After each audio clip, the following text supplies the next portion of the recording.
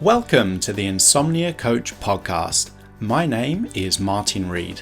I believe that nobody needs to live with chronic insomnia and that evidence-based cognitive and behavioral techniques can help you enjoy better sleep for the rest of your life. The content of this podcast is provided for informational and educational purposes only. It's not medical advice and is not intended to diagnose, treat, cure, or prevent any disease, disorder, or medical condition. It should never replace any advice given to you by your physician or any other licensed healthcare provider. Insomnia Coach LLC offers coaching services only and does not provide therapy, counseling, medical advice, or medical treatment. The statements and opinions expressed by guests are their own and are not necessarily endorsed by Insomnia Coach LLC. All content is provided as is and without warranties, either express or implied. Jennifer's issues with sleep began 18 years ago when she started to wean her firstborn from breastfeeding. When Jennifer fell pregnant again, things got better until it was time to wean her second child.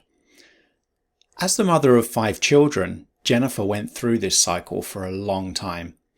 And when she decided that she was done having children, she started to get really nervous about sleep. Jennifer tried lots of different things in an attempt to get rid of her insomnia. She tried different foods, she experimented with supplements, she tried medication, she tried alcohol. Fortunately, Jennifer recognized that her body wasn't missing any vital vitamin, mineral, or chemical, and that a hormone imbalance wasn't to blame for her ongoing issues with sleep. After listening to a few episodes of the Insomnia Coach podcast, Jennifer felt that it was her belief system that was the real reason why she was enduring an endless struggle with sleep. At this point, she felt ready to implement some changes that would lead to new habits and a new relationship with her thoughts and beliefs that would help create better conditions for sleep. When Jennifer started to feel a strong sense of sleepiness again, rather than ongoing fatigue and brain fog, and learned from experience that sleeping pills weren't doing anything for her, she felt confident she was on the right track. Ultimately, Jennifer regained confidence in her natural ability to sleep after learning that she wasn't alone and that other people were experiencing insomnia in a similar way to her, and by making changes to her behaviors and the relationship she had with her thoughts. It was these changes that helped create better conditions for sleep and helped Jennifer put chronic insomnia behind her. A full transcript of this podcast can be found at insomniacoach.com/podcast. Hi, Jennifer. Thank you so much for taking some time out of your day to come onto the podcast. Yeah, you're welcome. Happy to be here. It's great to have you on, and I'm really excited for our conversation, which I'm just going to start right at the beginning like I always do. If you could just tell us when your problems with sleep began and what you think might have caused those initial issues with sleep. So I had problems when I was weaning my firstborn from breastfeeding. He is 18 now. And so I struggled with it for quite a while. And I had gone to the doctor and they had suggested some Benadryl, and I tied it to the weaning, and it really didn't get better until I got pregnant 6 months later with my second child. And I have 5 children. So I cycled through this for 11 or 12 years. And when we were finished having children, I really struggled with it and was convinced that I had some sort of hormone imbalance or hormone problem that was leading to it, because I would sleep well for the duration of the pregnancy and the breastfeeding part, but it was always that weaning that triggered it. Wow. So I'm guessing that a workable solution for you wasn't to just keep having more and more and more and more kids. Right. By the time I had my last one at 40, it just wasn't going to be an option. And that's when I really started to get a lot more nervous about it. Yeah. Yeah, absolutely. So what were the nights like when you were struggling with sleep? Maybe you could just kind of describe what an average or a typical night was like when you were going through that struggle. Sure. I would lay awake there Mm, for a while, an hour or two. And in the early days, I would get up and take a little swig of NyQuil and mm, then go to sleep. Or I would go to sleep on the couch and then I wouldn't be able to sleep in my bed. And then um, I would wake up in the middle of the night and then not be able to go back to sleep. And then I would just get more frustrated and more anxious about it. yeah. So you mentioned that at the time you felt maybe it was hormonal related, because Mm-hmm. it tended to crop up when you were weaning. Um, Mm-hmm. when you were struggling with that wakefulness during the night, um, do you feel like it was really hard to fall asleep because maybe there was a hormonal issue, or do you think that there was something else at play? Maybe like your mind was racing, or there were some thoughts that you were really struggling with. Uh, my mind wasn't really racing until I got very anxious about it. Hmm. So I had convinced myself that it was a hormonal problem. And then when I thought about that more, that's when I would get more anxious. But it wasn't really about stress or anything going on during the day. It was more about what my internal beliefs were about what was causing the problem, because it was just so consistent through all five of the babies that I had. Yeah. So what do you feel it was about this idea of struggling with sleep or just experiencing long periods of wakefulness during the night that maybe created some anxiety and maybe fed into this insomnia and these prolonged periods of wakefulness? I was always worried about how I was going to function the next day, Mm, especially the more kids I have and the yeah. job that I have as well. Wanted to be able to function for work. Yeah. And so it would get really hard. And so I would end up just laying there trying to rest the best that I could and not get so angry about it. Yeah, I think a lot of people are going to identify with that. I think one of the biggest concerns, if not the biggest concern, when I'm working with clients is how we're going to function the next day. And that concern really is at the root of so much of the anxiety. And in turn, it almost becomes a self-fulfilling prophecy in terms of because we're worried about what the next day will be like. Maybe we're putting more pressure on ourselves to sleep. We're putting a lot of effort into sleep, a lot of monitoring for sleep. And that in itself makes sleep more difficult. And then because sleep has become so much of a focus, it can also make the days more difficult, even if we do actually have quite an okay night or a decent night, because it's just something that we're always thinking about, always worried about. Okay, maybe last night was good, but what's the next night going to bring? And it really does just kind of feed into itself and just becomes this kind of vicious cycle of worry and sleep disruption. Does that sound like something familiar to you? Yeah, definitely. I remember nights where I would wake up early and not be able to go back to sleep. And then I would start craving sleep for the next night. Like I Mm, would just say, okay, I'll make it up tomorrow night. And then my husband has always been a great sleeper. And so I would get so angry at him as he yeah. just laid there sleeping. And I'm thinking, God, he's such a show off. This isn't fair. It's really funny. I think there's another podcast episode where I had someone say virtually the exact same thing as you. And it seems strange because even when I'm working with clients, it seems like the partners that people with insomnia end up with are kind of like the world's best sleepers. It's like, it's just a really strange observation that I've made over the years. Yeah, that definitely applies to me. He can sleep anywhere. Yeah. I just leading on from that, I think there may even be a silver lining to that because I think a common question that we have when we've been struggling with sleep for a long time is, what do I do to make sleep happen? What do I think about when I get into bed, or what can I do to fall asleep?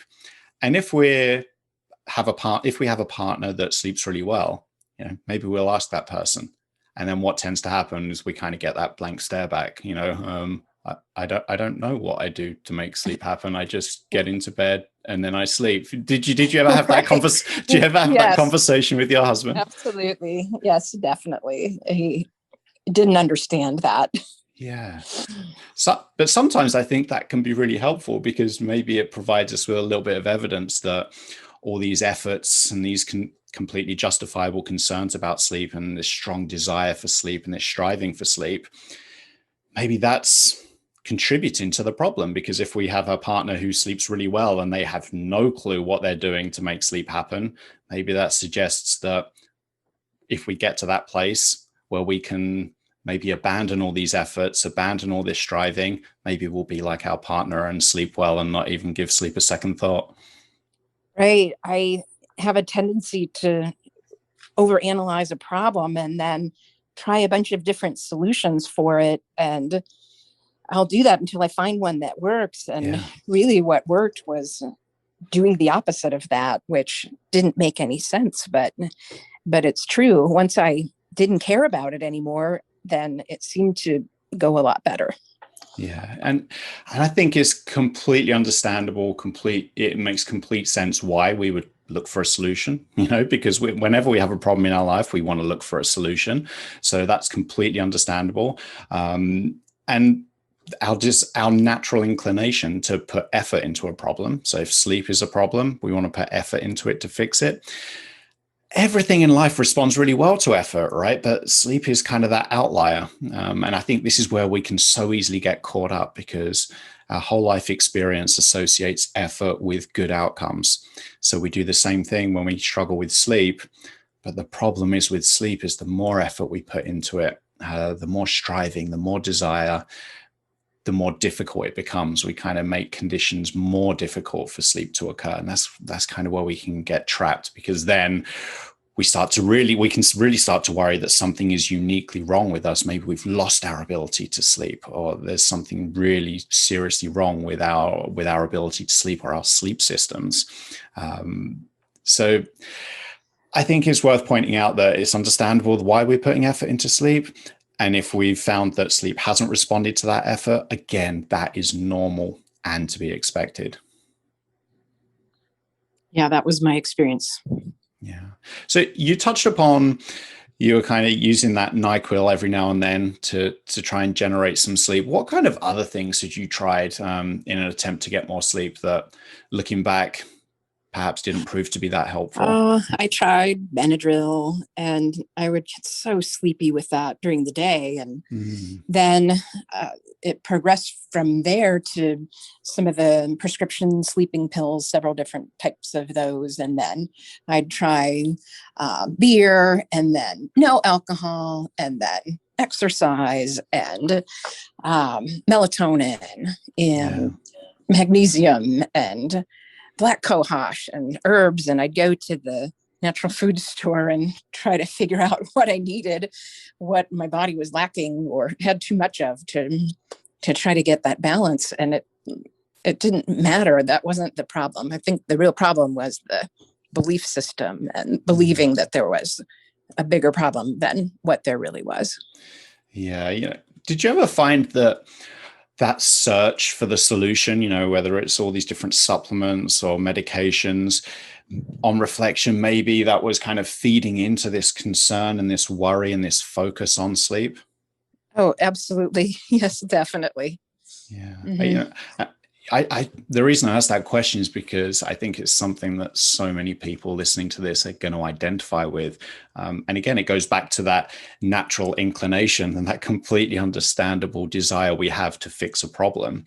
But the trouble with chronic insomnia is it's not really caused by a mineral deficiency or a vitamin deficiency or hormonal deficiency but yet we can get really caught up in believing that or trying these different supplements, these different experiments. And soon we can even find ourselves maybe thinking less about sleep and thinking more about, okay, what's the next experiment to try? What's the next ritual I can try? What's the next thing, the next X, Y, or Z? Right. And then you pour over the internet and then try to Google solutions, and it just made it so much worse for me as I got older. And then I got closer to perimenopause, and then I thought, oh my God, it's going to get worse. It's going to get worse. And then I'll be menopausal, and then I'll never sleep for the rest of my life. And so it would build on the anxiety, and then the anxiety would make it so much worse. And then finally I just had to make a decision to figure it out. Yeah. So let's talk about that. So you found out about these cognitive behavioral therapy for insomnia, these CBT-I techniques that I talk about. And I had talked to my doctor about it, and she was always willing to refill these sleeping pills. And I kind of wish she wouldn't, but I felt dependent on them until I was ready. And I had listened to a couple of your podcasts, but she had mentioned a few of the techniques, like getting out of bed and not making the bed a place where you lay awake and get angry, things like that. And I thought, I want to sleep. I don't want to get out of bed. I want to make it better. And it wasn't until I listened to a couple of your podcasts and thought, I could have done that podcast, or I can relate to this girl, or I can, I tried these different things that this person tried. And then after I had listened to 2 or 3 of them, then I knew that I could change my beliefs about it. And once I did that, that's when everything started to work. Once I committed to the techniques and believed that they were going to work. And I think once I stopped believing that there was a big problem with my hormones, or with minerals, or with my chemical composition, that's when things started to get so much better. Yeah. So it sounds like you were already familiar with a couple of the techniques, couple of these CBT-I techniques, but it wasn't until you really heard real life examples of people using them and discussing and talking about their experience with them that you've had that confidence maybe to really go all in and give them a try yourself. Is that right? Yeah, absolutely. There was a nurse on the podcast that I listened to maybe about 1.5 years ago. And then there was a pediatrician, and I related so much to those 2 women. And once I heard those, then that's when things changed. And I knew that I could get better without having to take anything to go to sleep. Yeah.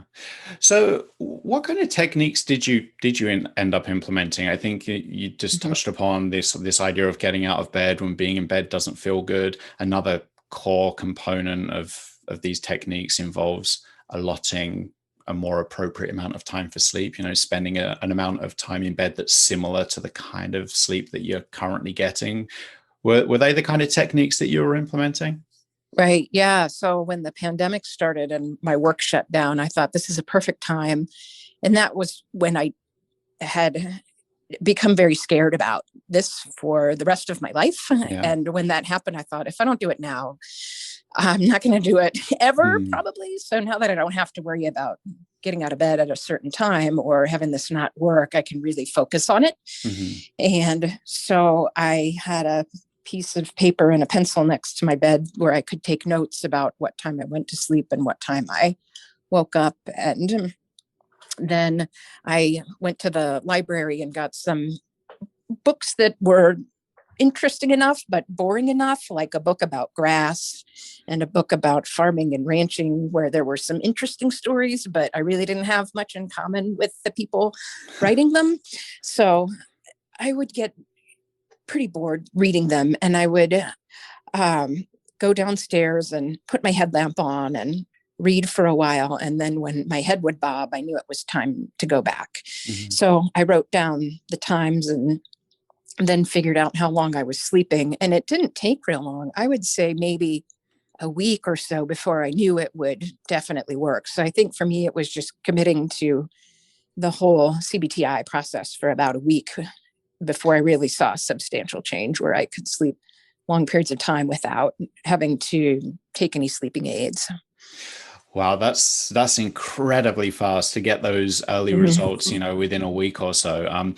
What was it? You mentioned that it took, about a week for you to realize that there was some change going on. What was the symptom of that positive change? What kind of differences were you noticing? I felt sleepy. I Mm. just felt like I couldn't go on anymore unless I went to sleep. Another thing that really helped me was when I had made the decision and had a date that I was going to start implementing the techniques and sticking by all of the rules.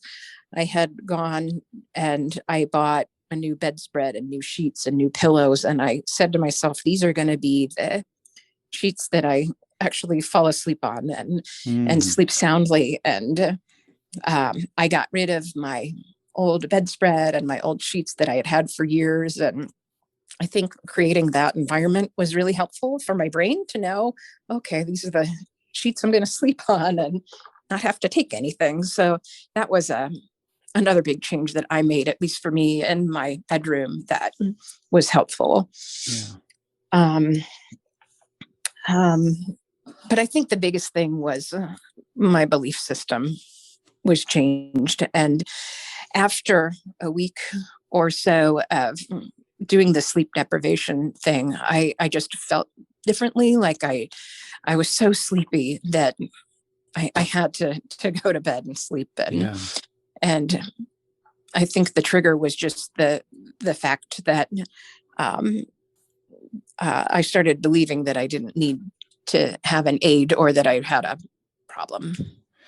I think it can be so powerful to rediscover that really strong sense of sleepiness, because in my experience, people with chronic insomnia tend not to actually have that much sleepiness, but have a ton of fatigue, feeling exhausted, worn out, run down. And it's really easy to confuse that with sleepiness, but there is a difference. I agree very much, because I was foggy brained for at Yeah. least a decade and never really felt particularly well rested. And so once I was actually sleepy, then it changed for sure. I would try to go to bed early thinking that would help. And that certainly didn't. Yeah, and that I think that's one of these areas where we can get caught up, because when we mistake that fatigue for sleepiness, fatigue isn't a sign that we need to sleep or that conditions are right for sleep, but sleepiness is. So when we get those two mixed up, which is quite common, even people without insomnia can mix those symptoms up. If we go to bed when we're fatigued rather than sleepy, it makes sense that we're probably not going to fall asleep because we're not sleepy enough for sleep. And then because we're not falling asleep, if we have concern about that, it's just going to heighten that concern. And then it makes conditions even more difficult for sleep to occur. So rediscovering that sense of sleepiness by maybe allotting less time for sleep or going to bed later, waiting for that really strong sense of sleepiness to appear, it can really be a breakthrough moment for many clients. And it sounds like that was kind of your breakthrough moment too. Yeah, it was such a relief. Yeah, absolutely. So what other kind of, were there any other behavior, before we move on to the thought side of things, were there any other kind of behavioral change I noticed a lot of things as I thought about this more during my time when I was analyzing. That wasn't all bad, Right. over analyzing, because there were things that once I started sleeping better, I did tie to not falling asleep or not sleeping through the night or waking up early. And that was if I would fall asleep anywhere other than my bed, so the couch or in my kids' beds. After I would read to them, they would want me to lay with them till they fell asleep. And I told them I have to stop doing that. I can't do it anymore. And we can read on the couch, and then, I can lay with you for a minute, but that's about it. And so not laying there for 20 or 30 minutes, dozing off and then going to my own bed. Screen time was a big thing for me, and I still have to be really careful for that. Um, Being aware of caffeine, that was big for me. Anything after 12 o'clock would affect me. Even if it was just a piece of chocolate with caffeine, that sometimes would be something to keep me up a little bit later. Alcohol, I could not drink a lot of alcohol, or if I knew I was going to, I'd have to just say to myself, okay, I might have a bad night's sleep tonight. Um, um, I did a lot of meditation for this, and I still try to maintain that at least 4 or 5 days a week, because it really helps to not get so anxious about it and to not think about it as much. So what is it about meditation in particular that you feel was helpful? It was helpful to not get so anxious about it, and to not care so much about sleep, and to focus on something else besides work stress or family stress, or worrying about falling asleep. It just kind of gave my mind a break, and I look forward to doing it. And I know that if I skip time for meditation, I definitely feel a little bit more stressed and anxious, which can lead to the insomnia again. Yeah. I think meditation's or any relaxation technique is really interesting topic of discussion, because it's really easy to kind of get caught up in it as a concept of being a sleep effort. I'm going to meditate to try and generate sleep. And if we go down that road, it's really unhelpful, because it just leads to us putting more pressure on ourselves to sleep as we're supposed to be relaxing, or as we're supposed to be meditating. In the back of our brain is just working. Are we asleep yet? Are we feeling sleepy yet? But on the other hand, if we can use meditation or relaxation as a way to generate relaxation, as a way to build skill in adjusting our relationship to our thoughts, shifting attention elsewhere, then I think it can be really helpful. A byproduct can be creating better conditions for sleep through a weakened arousal system. So I think it can be a bit of a double-edged sword. If sleep is our intention, it becomes one of those unhelpful sleep efforts. But if it's something to just promote relaxation and self-awareness and acknowledging and accepting thoughts as thoughts, that's where it can be really helpful. Yes, it was very calming once I got past that initial motivation for sleep. Yeah. When I thought of it as more of a calming activity and a way to keep stress from building up too terribly much, then it was better. It helps to avoid negativity in my mind too. So all of those are helpful for staying calm. Yeah. Do you find that your meditation practice is helpful even when you're not actively engaged in meditation? So, for example, if during the day when you're active, some uncomfortable thoughts start to come into your mind, do you feel like you now are more skilled or better able to manage your reaction to those thoughts thanks to meditation practice? Yes, definitely. So at work, if I have a stressful event, then I find myself just automatically going into some of the breathing techniques and calming techniques. And I find that if I'm in a period of time where I'm not meditating, or I had given it up for a week or two, that's when I get a lot more stressed out, and it seems to affect me where I can't bounce back to the next activity. I feel more stressed if I'm not doing the meditation. Yeah.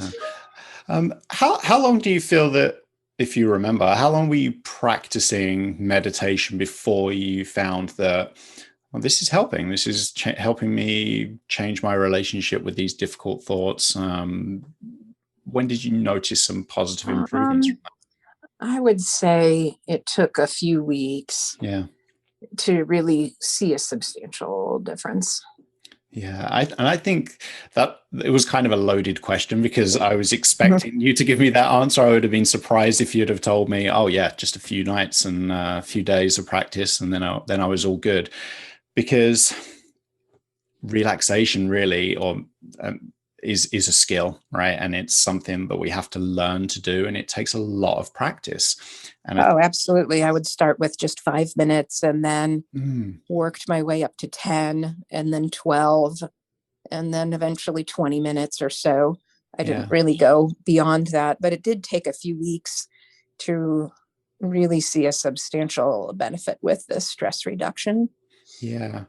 And I think that's another area where we can kind of get caught up as well. Like, first of all, as I just touched upon, if we're doing something in a bid to generate sleep or sleepiness, it's probably not that helpful. But also when people try relaxation techniques, if they're new to them, we might just try them a couple of times. Oh no, this isn't helping, and then kind of move on to the next thing. Just decide that it's not working. But it's kind of like a skill, you know. It's like if one day we decide, oh, I want to learn how to play the piano, we probably wouldn't expect to be able to play the piano really well after just 2 days of practice. We recognize that it's going to take a lot of practice, and relaxation is exactly the same.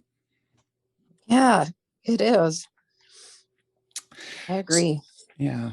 So I think earlier on you were talking about, the thinking side of things, how your thoughts and your beliefs have since changed since you were struggling with sleep.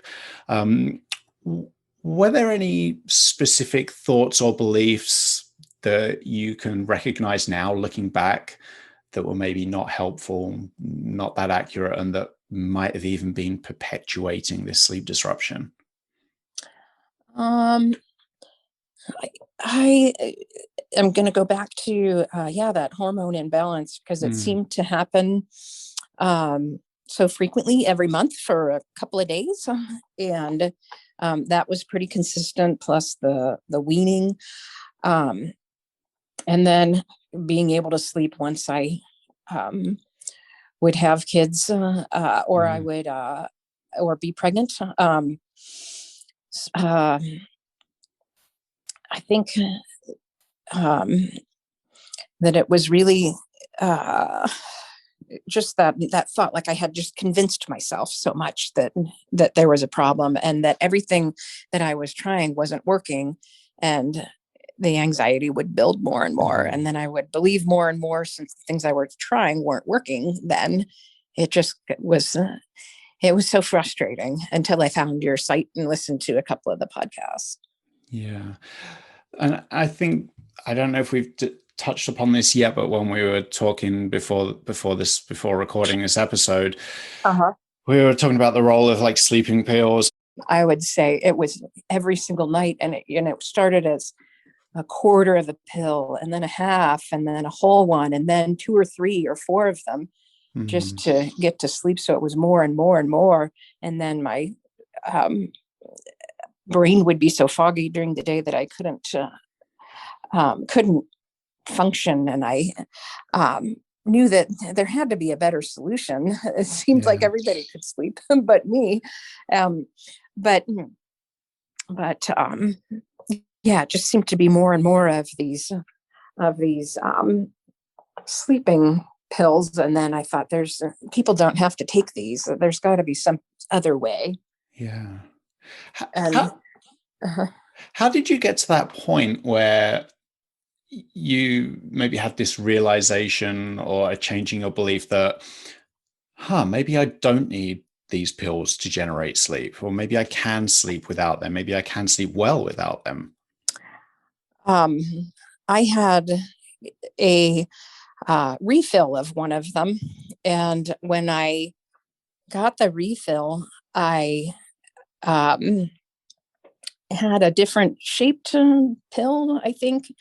And I had two or three nights where they weren't working at all. Mm, And I thought they had to give me the wrong medicine. They had to give me an expired medicine. This can't be right. I'm going to go down to the pharmacy. And that's what I did. I mhm. had woken up in the middle of the night and went there when they opened. It was a pharmacy where they opened really early or were up all night. I can't remember for sure, but I went down there and I took that pills and I said, you had to give me the wrong ones. These aren't working. I haven't slept in 3 days and I've had to take more. And I'm like, this is wrong. You have to change it. And so she took the pills and she's like, I just opened this bottle and here you go. And it was very unpleasant because I hadn't slept that entire night and went and yelled at this pharmacist. And I got home and I'm like, what the heck just happened? What did I just do? I accused them of giving me this wrong medicine. And I got home and I just thought that was so wrong. Like, I have to make a change. I can't be going down to the pharmacy and telling them they're giving me the wrong stuff. But that was a turning point for me when I thought about what I did and how ridiculous that was. So that was just prior to the pandemic, maybe a month or two, and I had decided I have to figure it out. I have to find something that's going to work, and had talked to my doctor about it. And when I thought more about the things that she was saying, like, you have to get out of bed, you have to make your bed a place for sleep, and that's all. And a lot of the CBI techniques, once I had tied them in and watched enough YouTube videos on CBT-I and found your site and listened to some of the other women, that's when I knew I could make a change. And but it was that one trip to the pharmacy where I was like, this is wrong. There's got to be something different that I can do. So did they give you the wrong pills, or was it just the fact they were a different shape? It's just that they weren't working anymore. If you take them enough, then they stop working. They lose their efficacy. And that was really what the problem was. So no, they didn't. Wow. It's amazing the things that these coincidences or these events, these random events, they can kind of enter our lives, but just be real light bulb moments and just change our whole way of thinking. Yeah. So I had gone cold turkey after I was up to numerous pills at night and just said, okay, this is the day I'm going to take them away and do all of these CBI techniques. And once I started to feel really sleepy, even just after a week or so, that's when I knew. Wow. But it was definitely listening to the stories about others that really made me know that I could get better. And so once I knew that, then I wasn't trying to figure out a problem that really wasn't there. Yeah, I think it can be so powerful to hear other people's stories. And that's why, again, I'm so grateful for you coming on to share yours, because from person to person, insomnia is pretty much unique. You know, the struggle is the hallmark of chronic insomnia is virtually the same from person to person. So when we recognize our own experience in that of others, and we hear how people have kind of transformed their relationship with sleep and are sleeping better, regardless of how long they've been struggling with sleep, it could just be so inspiring and so motivational and so reassuring. And it can be that impetus to abandon all these efforts and this search and that ongoing detective work, and to just really focus attention on things that are helpful, things that do work. Right. Yeah. If I can just help one person to not have to use any type of a sleeping pill, then it'll all be worth it for sure. Because I struggled for 17 years. Yeah. Not that I never have struggles anymore, but I'm so much better, and I know that it's going to get better. Yeah, and I'm glad you mentioned that, because it is important to realize that there are always going to be some difficult nights. Everyone has some difficult nights from time to time. And it can become easy to have either unrealistic expectations, to believe that implementing some techniques will give us perfect sleep 100% of nights for the rest of our life. And it can be easy to worry as soon as we have a difficult night that, the insomnia is back. Now I have to restart this search. Maybe these techniques aren't helpful. Whereas the fact is, we just had a difficult night, and everyone experiences them from time to time. It's completely normal and to be expected. Right. I was going to tell you about a period of time earlier this year where I had a little bit of a setback. Yeah.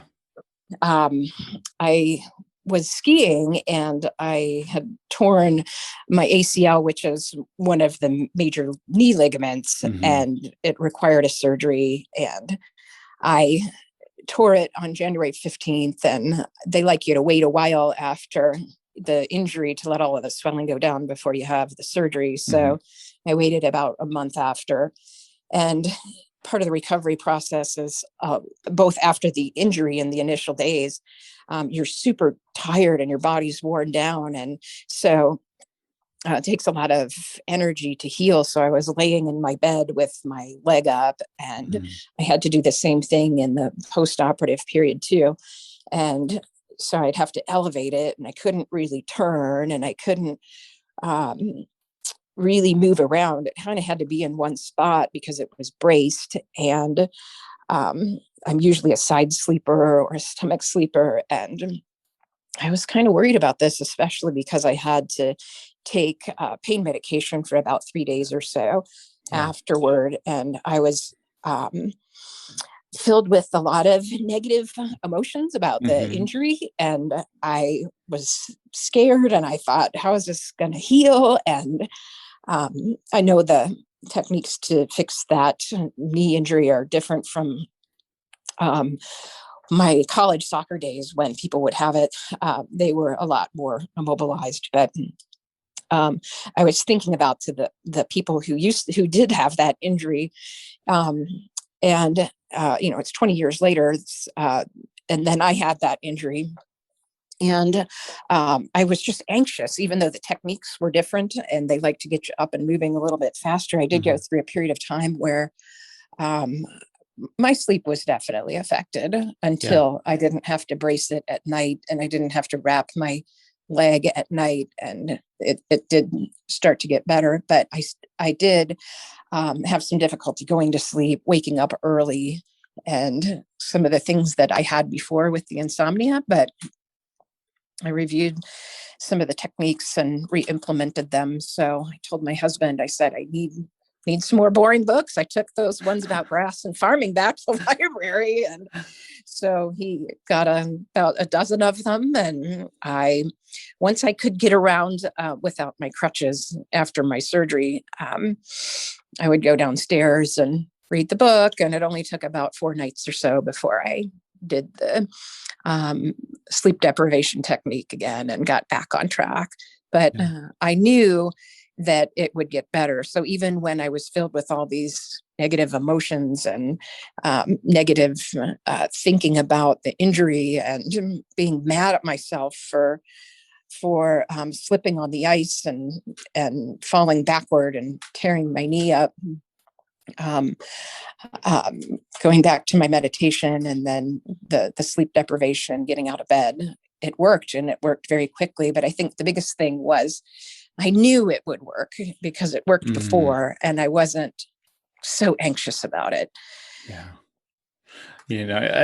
I think it's amazing how our kind of whole relationship with sleep changes once we go through that struggle. Because I think for someone who has never struggled with sleep or ever had any issue with sleep, if you said to them, okay, let's say I need to have surgery and I'm going through the recovery process and I have some difficult nights, I experience some sleep disruption, the person will probably say, well, of course you're going to have some sleep disruption. You had a big accident, you had some surgery, you have to recover. There's a lot of changes going on there. But when we struggle with sleep, we can become really concerned by that sleep disruption, maybe see it as something else we have to deal with on top of our recovery, or it's a sign that the insomnia is now coming back. The insomnia has seen this opportunity to come back into our life and disrupt our sleep again. But I think that the great thing about these techniques, as you just touched upon, is they work. So that during this period of recovery from surgery, or if we're unwell, then we listen to our bodies, we rest, we recuperate. And then when we're able to do so, if we are still struggling with sleep, then we know we can just reach into our kind of our metaphorical back pocket and just re-implement those techniques that have worked for us before. Right. Yeah, it definitely worked when I had my surgery, for sure. But I think knowing that it would work was a big part of it. And yeah, sure, it was miserable for those 4 days. And I got out my pen and paper and wrote down my times. It only took a couple of nights of writing down my times and getting out of bed when I wasn't sleeping and up by 6 o'clock every day. It didn't take long, but it's miserable for a few days, but it gets you back on track. And so I'm very thankful for that. Yeah, it's a difficult surgery. I remember my wife actually had it, I think it was a while back now, like 10 years ago, and she had the ACL reconstruction, and I know that it is a difficult recovery journey. So yeah, I trust that you're doing better now. How's the knee? Yes, I'm 4 months post-op now, and it's nice and strong. It doesn't give out. Nice. And I think part of the recovery has been being appreciative of my body and my health. And I'll have this motivation to be stronger going forward and to avoid the negativity, because quite honestly, in the week or two after the injury and then a week or two after the surgery, my thoughts were so negative, and it just seemed to affect the healing part of it. And so that's where my meditation came in, to be calm and not think about the negative part and think about the positive parts. Like, well, next ski season, I'm going to be super strong, and this is never going to happen again because I'm going to be so much stronger than I was going in. And so not having those negative thoughts can be really helpful, just like they were for the insomnia. Once I got rid of the negative thoughts and thinking I'm never going to be able to go to sleep, then I was able to go to sleep. Once I didn't have a lot of that negative thinking about it. And it was true with my surgery recovery too. I like how you linked the two, because I was just about to do that myself. It's amazing how through adversity we can become stronger. We go through these really difficult periods of our life, but I think we can emerge from them stronger, changed in a way, in a more positive way from those experiences. Yes, definitely. All right, Jennifer. Well, I really appreciate you setting aside some time and coming on today. I would just like to fit in one last question if you have the time for it. It's a question I like to ask everyone at the end of these episodes. And it's this: if someone with chronic insomnia is listening and feels as though they've tried everything, that they're beyond help, and that they just can't do anything to improve their sleep, what would you tell them? I would tell them to study the CBT-I and learn all the techniques, become familiar with them, whether you believe it'll work or not, and then give yourself a certain amount of time, say a week or 2 weeks, and follow the rules to a T and see how you do. That worked for me. And do the CBT-I for a week or two and see how you do, because it didn't take long once I knew it would work. And knowing that I wasn't alone and that other people had the similar struggle was really helpful for me as well. So yeah, commit to it for a certain amount of time, and I think it'll work. That's great. I think that's a really positive note to end on. So thank you again so much for coming onto the podcast, Jennifer. Yeah, you're welcome. Thanks for having me. Thanks for listening to the Insomnia Coach podcast. If you're ready to implement evidence-based cognitive and behavioral techniques to improve your sleep, but think you might need some additional support and guidance, I would love to help. There are 2 ways we can work together. First, you can get my online coaching course. This is the most popular option. My course combines sleep education with individualized coaching and is guaranteed to improve your sleep. You will learn new ways of thinking about sleep and implement better sleep habits over a period of 8 weeks. This gives you time to build sleep confidence and notice results without feeling overwhelmed. You can get the course and start right now at insomniacoach.com/online. I also offer a phone coaching package where we start with a 1-hour call. This can be voice only or video, your choice, and we come up with an initial 2-week plan that will have you implementing cognitive and behavioral techniques that will lead to long-term improvements in your sleep. You get unlimited email-based support and guidance for 2 weeks after the call, along with a half-hour follow-up call at the end of the 2 weeks. You can book the phone coaching package at insomniacoach.com/phone.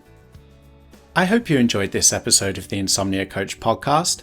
I'm Martin Reed, and as always, I'd like to leave you with this important reminder. You can sleep.